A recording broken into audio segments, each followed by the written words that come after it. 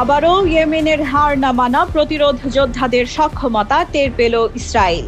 Yemen থেকে ছোড়া ballistic missile এবার সরাসরি আঘাত করল ইসরায়েলের প্রধান বিমানবন্দর বেন গুরিয়নের কেন্দ্রে। ইসরায়েলের অত্যাধুনিক মিসাইল প্রতিরক্ষা ব্যবস্থা থার্ড এবং আরও হামলা ঠেকাতে ব্যর্থ হয়। হামলার পর বন্ধ হয়ে যায় বিমানবন্দরের ফ্লাইট ওঠানামা। হামলার পর প্রতিরোধ যোদ্ধাদের মুখপাত্র সতর্ক করে বলেছেন, বেন গুরিয়ন বিমানবন্দর আর বিমান চলাচলের জন্য নিরাপদ নয়।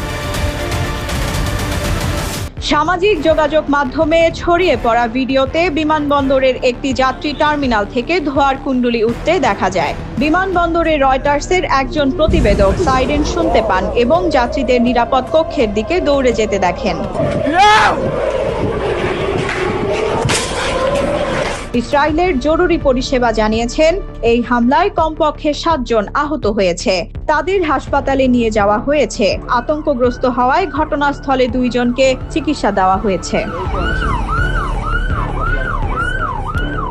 ইয়েমেনের ইরান সমর্থিত প্রতিরোধ যোদ্ধারা বেশ কয়েকবার ইসরায়েলের ব্যালিস্টিক মিসাইল নিক্ষেপ করেছে। তবে দেশটির প্রধান আন্তর্জাতিক বিমানবন্দরের কাছে এই প্রথমবারের মতো এই ধরনের মিসাইল আঘাত হানল। প্রতিরোধ গোষ্ঠীর মুখপাত্র এক টেলিভিশন বিবৃতিতে জানিয়েছেন, হাইপারসনিক ব্যালিস্টিক মিসাইল দিয়ে ইসরায়েলের গুরুত্বপূর্ণ বিমানবন্দরে সামরিক অভিযান সফলভাবে লক্ষ্যে আঘাত করেছে। এই আমেরিকান ও ইসরায়েলি প্রতিরক্ষা ব্যবস্থা অভিযান প্রতিহত করতে ব্যর্থ হয়েছে। অভিযানটি গাজার নিপীড়িত ফিলিস্তিনি জনগণ এবং তাদের যোদ্ধাদের সমর্থনে পরিচালিত হয়েছে। মুখপাত্র বলেন, ইয়েমেন আল্লাহর সাহায্যে আমেরিকান আগ্রাসনের মুখে দৃঢ় এবং অটল থাকবে। গাজায় আগ্রাসন বন্ধ না হওয়া এবং অবরোধ উঠিয়ে না নেওয়া পর্যন্ত নিপীড়িত ফিলিস্তিনি জনগণের প্রতি তারা দায়িত্ব পালন করে যাবেন। ইসরায়েলি সংবাদ মাধ্যম ইয়েমেন থেকে নিক্ষেপ করা ব্যালিস্টিক মিসাইলের সরাসরি আঘাত করা মুহূর্তের ভিডিও প্রকাশ করেছে।